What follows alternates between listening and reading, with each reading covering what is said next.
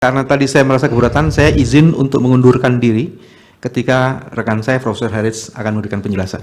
Nanti saya akan masuk lagi di saksi ahli yang lainnya. Silakan. Momen Bambang Wijoyanto, walk out, saat Edi Hiarij hendak beri keterangan di sidang MK.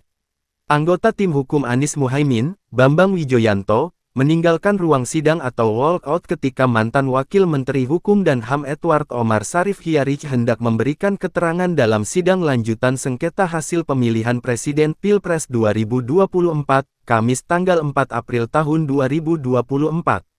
BW, sapaan akrab Bambang, menyebutkan, keputusannya untuk walk out adalah bentuk konsistensi karena dirinya mempersoalkan kehadiran Edi dalam sidang hari ini.